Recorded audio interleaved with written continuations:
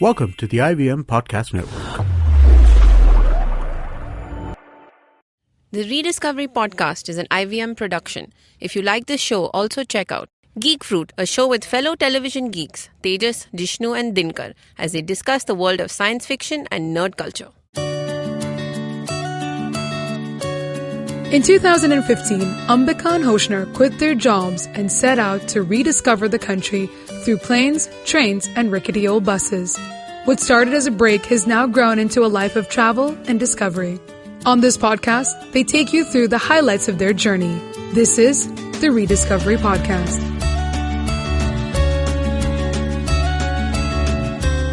So this week, we're going to take you to the other side of one of India's most popular tourist destinations, Agra.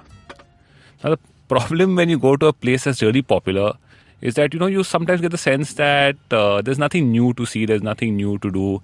Everything's already been done before, everything's already been explored. It's a little bit been there, done that kind of feeling. Or so it seems sometimes. So when you went to Agra, it was a little bit like that. But, Agra is a really old place. It's a 1,000-year-old city. Everyone's been there, everyone's ruled there, from the Persians to the Afghans, the Mughals, even the Marathas, eventually the British. So, it's got a lot of history. It's got a lot of interesting old stuff. And now Yogi rules there. Now Yogi rules there. It's got a lot of interesting old stuff happening in the lanes are interesting. The streets are interesting. It's got some funky food happening. But, people only really talk about the Taj. Well, I mean, it's the Taj Mahal. It is beautiful. It is beautiful and it's stunning. And I think no matter how many times you see the Taj, it's impressive, right? And I've seen it, I think 4 times. And every single time I've been awestruck by it. So, I mean, don't get us wrong. The Taj is an amazing piece of architecture and art. But the tragedy of Agra is that the Taj overshadows everything else in that city, which is full of equal or other types of stunning pieces of, art and architecture. Yeah, but it is Agra, and besides the Taj, it has the Red Fort, it has Fatehpur Sikri. It's one also of those, pretty amazing. It's got 3 World Heritage Sites. Oh yeah, 3. Right, sort of jostling for attention. And I mean, most tourists, once they're done with that, really, I don't think they bother trying to look at stuff beyond that. Yeah, which is, kind of unfortunate because the city had such an interesting and eclectic history. It's full of really other cool little monuments and mausoleums, tombs, and things like that. And so we went to Agra, decided that we were going to look up a few places and see what else the city has to offer. Yeah. So these are not necessarily, really hidden places, but they are places that are there for you to, see and explore, which a lot of people don't go to, and which it really is worth spending a couple of extra days in Agra to see. Yeah. So the next time you plan your Agra trip, add a little bit of extra time. Now, there's a bunch of places, but we've picked out 3 of, I think, our favorite or top 3 places, so to speak, to check out in Agra. And since it is Agra, we're going to end the episode by talking about 2 or 3 of our favorite places to see the Taj from, beyond once you've gone into the Taj and seen the morning from inside, places which have awesome Taj views. Yeah, something different, which I think for Hoshner was all the more special because they're great photography spots. Correct. So we'll come back to that. So one of our favorite places in Agra is the Itmad-ud-Daula, which is popularly known as the Baby Taj. Chota Taj. Yes. Now, it is a tomb of a gentleman named Mirza Ghiyas Beg, who was the Iranian Wazir to Emperor Jahangir. And the tomb was commissioned by his daughter, Mehrunisa, and is considered by many to be the blueprint on which the Taj was designed. Now, Ghiyas Beg was a Persian in exile, and he travelled from Persia through to Akbar's court and became a very important part of Akbar's court and subsequently then Jahangir's court, and was given the title of Itmad-ud-Daula, which means pillar of the state. Pillar of the state. Yeah. So, I mean, he was quite an important man. And it wasn't just him, but his family was also really closely intertwined with the Mughal family. So his daughter, Mehrunisa, who built this tomb for him, married Jahangir and is more popularly known as Noor Jahan. She's the most beautiful and very smart Noor Jahan. And then his granddaughter, his son's daughter, Arjuman, ended up marrying Shah Jahan. And she is now more popularly known as Mumtaz, whom the Taj Mahal was actually built for. Yeah, so Ghiyas Beg is very closely linked to, I guess, Agra and the Taj in more ways than one. because of obviously his whole family history, Mumtaz Mahal being his granddaughter for whom the Taj was built, and his own tomb sort of serving as a blueprint to build the Taj. So, I mean, the Itmad-ud-Daula, whilst it's called the baby Taj, I mean, to me, it doesn't really look like the Taj. But No, it's not. It's quite different, it's actually. Quite different, Yeah. but there are a few things which you can, when you see them, you understand where some of that similarity or comparison may have come from. For example, it's the first major monument built by the Mughals, which was built all in marble.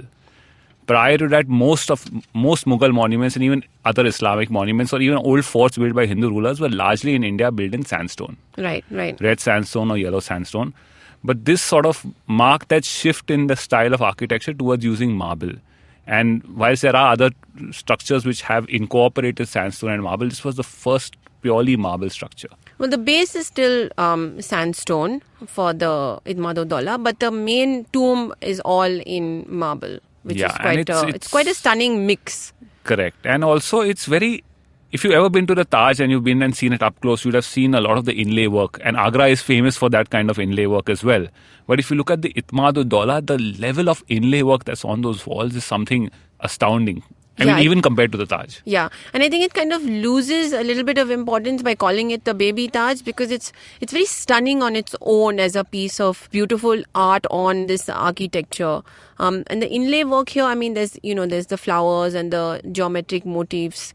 And here the walls are encrusted with semi-precious stone. There's, decorations. There's lapis lazuli and onyx and topaz and something called cornelian and jasper. And I think his daughter really went all out. in building this beautiful tomb for him. And there's apparently the cypress trees. It's very nice because it's sitting on the banks of the Yamuna, and it's a lovely place. It's quiet. It's got a nice little garden around it, typical Mughal gardens. Yeah. Not very crowded because it's all the attention. Not as popular. Yeah, all the attention gets taken away by the Taj and the Red Fort. So it's a kind of place where you can spend an hour leisurely wandering and taking it in, really looking at the inlay work and the carvings and stuff like that. And it has that typical jali work also in the outer structure, which is very synonymous with this style of architecture. And it's marble, so it's nice and cool, even, in the hot this sun. horrible Oh boy, summer. yes, it is. So, I mean, that was definitely, I think, one of our favorite spots in Agra. And I think I can speak for Hosner over here that because it's not so crowded, you can get really good photographs without having like people milling about in front of your photos, which is a little bit difficult in the more popular monuments. Sure, yeah. Another one of our, I think, I can't say which one I like better, but Akbar's mausoleum is definitely a stunning monument again. It's another tomb. Now, Agra is an ancient city, so it was, as we said in the beginning, ruled by, the Rajputs and Muhammad Ghazni and the Lodi dynasty. But it really came into prominence and I think flourished, according to the historians, under Akbar's rule. Yeah. And he ultimately named the city... Under the Mughals in general, but Akbar sort of started off. Obviously. Yeah, that's what history tells us. And then he named the city Akbarabad, after himself, because apparently the Mughals like to do that, name these cities after themselves. He moved his capital there. He established it as his capital, I think, from Delhi, which was the early capital. Right, yeah. And Akbarabad came to be. Agra was actually called Agra, I think, only by the Marathas, which was much later. Yeah. So in the beginning, it was Akbarabad. I mean, his grandson or great-grandson Aurangabad did the same. Aurangabad didn't do the same. Aurangzeb Sorry. Aurangzeb did the same and named his city Aurangabad, but... Anyway, Aurangzeb was a bit of a copycat. He went and he called his own city Aurangabad. Then he's made this Bibi ka Maqbara there, which, I mean, if you didn't know the Taj, looks almost exactly like it. Yeah, it's quite a similar super copy. Structure. Yeah. Quite the plagiarist. But anyway, let's come back to Akbar and give him his due. So he set up, the Red Fort. He built like really good civic amenities, gardens, and all of this work was carried forward by his sons Jahangir and Shah Jahan. And what a lot of people I think don't realize is that besides the famous Taj which houses Mumtaz Mahal, who's buried there, Akbar is also buried a little bit about an hour outside of Agra. He's buried in the place called Sikandra, which is about, I think, 40 kilometers outside of Agra. Yeah, it took us like an hour in the bus? It took us less than an hour. Yeah, Less than an hour in the bus. And, we spoke about the Itmad-ud-Dawla and how it's built in white marble. Well, Akbar's mausoleum was actually one of the first to sort of start integrating marble into Mughal architecture. So, it's pretty imposing when you first see it, right, from the outside. Well, the first thing you see is the gate. It's the gate, yeah. Right? And this gate was modelled on the Buland Darwaza of Fatehpur Sikri. Yeah, so if you see the Buland Darwaza, that's, I think, completely in red sandstone, if I'm not mistaken. Mostly, yeah. But if you'll see the gate before you get into Akbar's mausoleum, you can make out the difference. Right, because there's all the little marble work It's got inlaid in the red sandstone. It's a red sandstone base with lovely marble inlay work and on top of it. When the sun hits it, it's a little bit shiny on the red sandstone. So that's really cool. And this gate that we're talking about, it's the main gate. It's the south gate, and it's the largest of all the 4 gates over there. And you enter this gate, and I mean, you spend a few minutes just looking at this gate, it's massive, it's imposing, and it's beautiful. So it's all of these things in one. And then you walk in, and there's this like broad path, which is I think about 150 meters. That's a long way to the actual to the tomb structure itself, which holds the right. tomb. And then there's gardens on either side, very Mughal in style, water down the path, gardens on either side. So we're walking down this path, and these gardens are there, and we see deer. Yeah. I mean, now this is Agra. It's an old historical city. It's got lovely monuments, but it's not the nicest, cleanest sort of. Yeah, it's a little bit place. crowded. It's a little bit crowded. It's hectic. It's a city. But Sikandra is a little bit outside of Agra. Yeah, but you're in these gardens, and then you're like, oh, is there a deer? Yeah. Oh, there's another one. Oh, there are deers just roaming here. And it was very serene sort of place. It was a very nice final resting place, I think, for one of the greatest of your Mughal rulers. The actual tomb itself is not that impressive. And it's also it's not what you expect of an Islamic tomb, because it's got it's got very Rajasthani and sort of Rajput influences in the construction. Again, it's got a lot of white marble, and it's got these chhatris, which you'll see all over MP and Rajasthan. Not the typical Islamic style minarets that you'll see on a tomb. Yeah, but I think that's what. Yeah, then I think that's a little bit what Akbar was also famous for. Was this integration of bringing the different cultures and the different styles together. Yeah, it's very pretty, but it's not that impressive when you think of this as one of India's greatest emperors. Right, but that's still you get inside. To the main inside of the tomb, and that's when the real magic and the power of this art on a monument. It's like a real wow moment. Yeah, it's a full wow moment, because the level of decoration and the level of the pattern and the work that has been done 450, 500 years ago is just really quite amazing, because there's you have the calligraphy work in blue and red and gold. And it's so rich, that blue and the red and the gold. Calligraphy is really beautiful. I mean, we've seen this kind of work. We've seen it in the Bahmani tombs in Karnataka, which also struck us as stunning when we saw it. Yeah, but this is at a level that's unimaginable, I think. And we've seen a lot of tombs in the last couple of years of our travel. We've seen a lot of these tombs, and they're always really beautiful. But I think there's something about the inside of Akbar's tomb that speaks of the glory of this person who created other beautiful monuments around what was Hindustan back then. Yeah, and then if you want, you can go to the actual tomb, which is through this narrow little tunnel corridor sort of thing, where you can go and pay your respects if you want to. But I mean, just standing there and the front rooms of the main tomb. I mean, you want to just keep turning round and round and sort of looking and saying, wow. Yeah, and not get very dizzy. Wow. Yeah. So it's definitely like a testament, I think, to the artists of that time. I think a lot of people don't reach Sikandra because it's about an hour outside of Agra, and they're like, chhod na, abhi Red Fort dekh liya, Taj dekh liya, Fatehpur Sikri bhi dekh liya, abhi ye kya dekhna hai? Yeah, but that's a mistake. If you're on one of those big tour buses, chances are you might be on there, because we did see a few tour buses, I think, in the parking. But if you're traveling on your own, then you might miss it, and definitely don't. You can get there easily in a taxi, or you can hire an auto, or if you're like us, you just hop into any bus that's going in the direction of Mathura and ask the conductor, and he'll drop you off at Sikandra. Mini buses. I think no buses go directly to Sikandra. Yeah, well, it's there's nothing else but the whole tomb complex. So that's a little bit outside of Agra. So on that note, we're going to take a quick break. Stay tuned. We'll be right back. What's the best new restaurant in town? Which bar sucked? What's the worst new Hindi film? What's the most obscure thing to do on the weekend? And what's the most interesting new walking tour? If you want to know how to make the most of Bombay, listen to the Podcast by thedailypow.com. We are Pronuti, Amit, And Purva. we're your guide to what to do, see, and eat in the city. You can find new episodes of the Podcast every Monday on the IVM Podcast app or any other podcasting app that you prefer, and on thedailypow.com. Welcome back to the reDiscovery podcast. I think a third kind of offbeat, funky place that's not at all known or very little known, because we definitely didn't see anyone. One more tomb. Is one more tomb, yeah. Well, clearly we like the beautiful Clearly artwork. Agra is the city of tombs. So this other one is Chini Ka Rauza, and this one is really off the beaten track. I mean, there was nobody when we got there.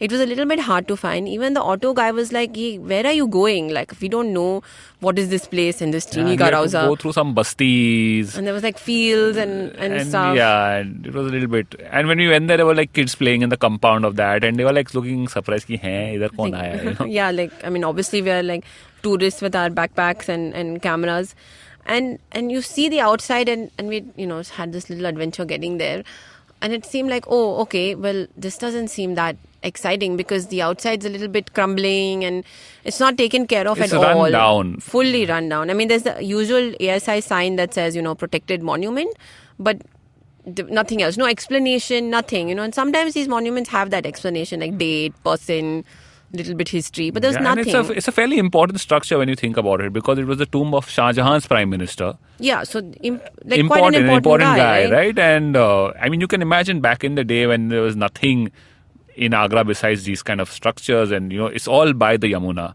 I mean, the Taj is by the Yamuna on the other side. There's a Mehtab Bagh opposite Taj. Here there's the Itmad-ud-Daula, and literally down the riverside from the Itmad-ud-Daula is the Chini Ka Rauza.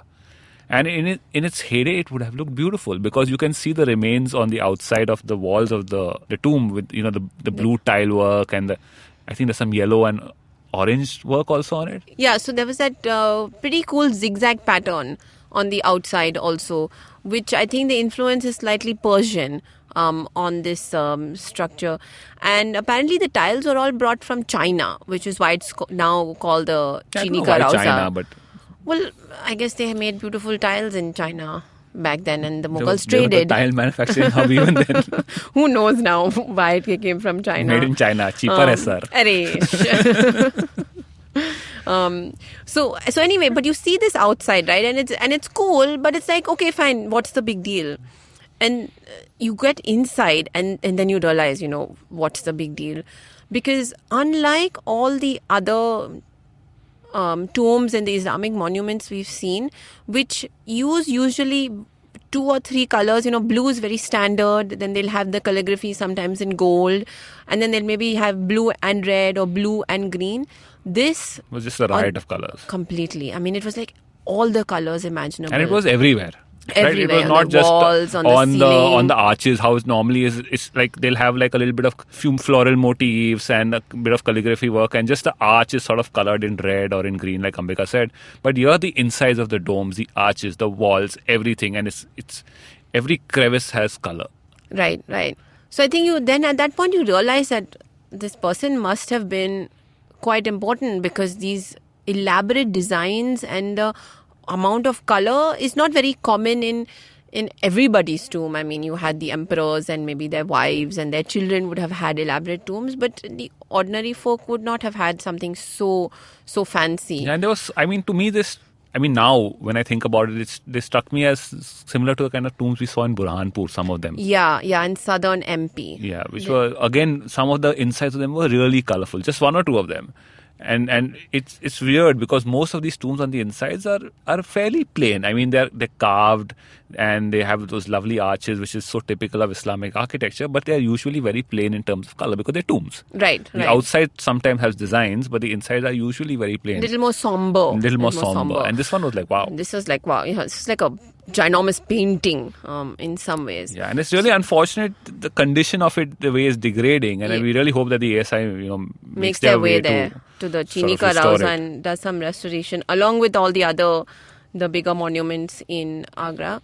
So that's the Chini Ka Rauza, Akbar's tomb and Sikandra, and the Itmad-ud-Daula. 3 really fabulous places that you must visit. After you visit the 3 other fabulous places. Well, yeah. So, I mean, you know what? Agra is not just about going and spending a day doing the big 3 and leaving. Spend 2-3 days. Like, get into the city a little I think bit. you need at least 3 days in Agra. That we would were be there fair. for 4, I think. Most people so. would spend a day if you they do came it as on a a day tour trip from Delhi. Delhi. And that's a shame. I mean, and I mean, even just seeing the Taj and Fatehpur Sikri and the Red Fort in a day is a lot. Yeah, it's quite tiring. Yeah, it's a lot. I mean, so 3 days is good, I think, when you consider that, we should see the Taj at sunrise and we must see it at sunset too, especially if you're the kind who likes to take photos. Right. And like we mentioned earlier, it is Agra, so it is the Taj. And I think one of our favorite times that we saw the Taj, which is not very easy to do but not impossible,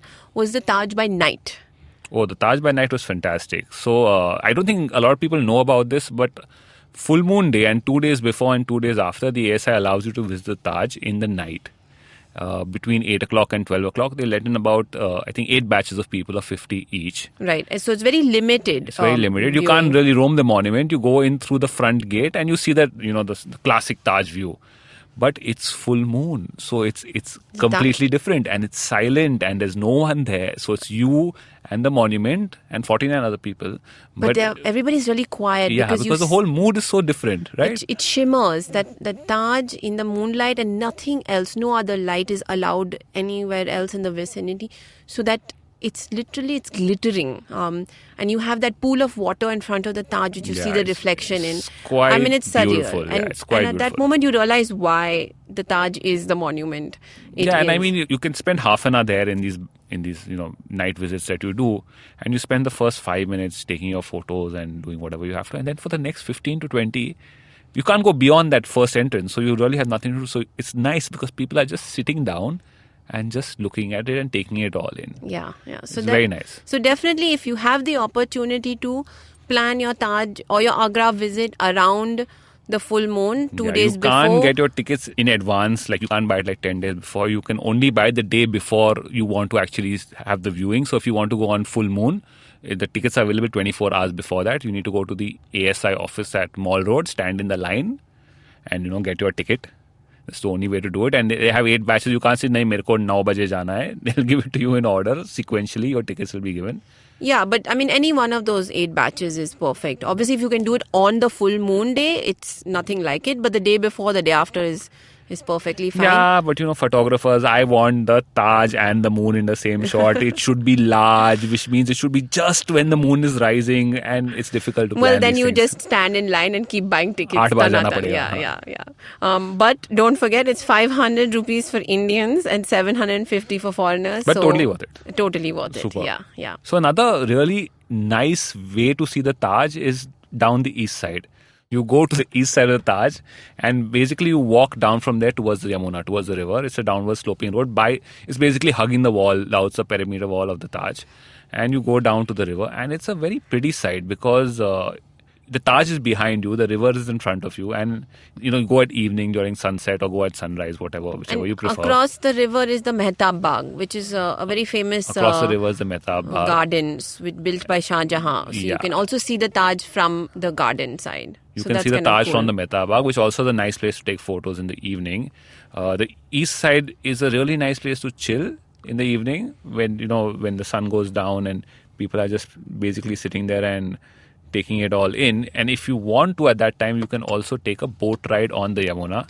So there's basically 1 or 2 boatmen who do this. Yeah, there's the small little coracle or fishing boats. It's a regular fishing boat, but it's not something that's planned or anything. There's a guy is there. You have to say ki meko jana hai. You give him like $200 or whatever, and he'll take you for 15 minutes up and down the river. But they do it only for that 15-20 minutes before or after sunrise, sunset, and it's very nice because you're on the river, the Taj is right by your side, you're looking at it, and you can get some lovely photos from it with the reflection in the water and stuff like that if that's what you want to do. So I went for sunrise and I went for sunset. Yeah, it's a big photographer's spot, I think. Yeah, but even if you're not, it's just very nice. It's a nice experience and it's a nice place to chill away from the crowds, but right by the Taj. Right. Yeah, and you get a completely different viewpoint. Yeah, it's a different of perspective. the monument, and there's hardly any people over there from that vantage. So it's kind of a cool spot to just take in this beautiful structure. So that's it for this time. To know more about our travels around India and Agra in specific, you can check out our website. That's www.reDiscoveryproject.com. We're also on Facebook and Instagram. Until then, we'll see you next time. Happy travels. On the next episode, we take you to a few beautiful sites around India that are awaiting the UNESCO stamp.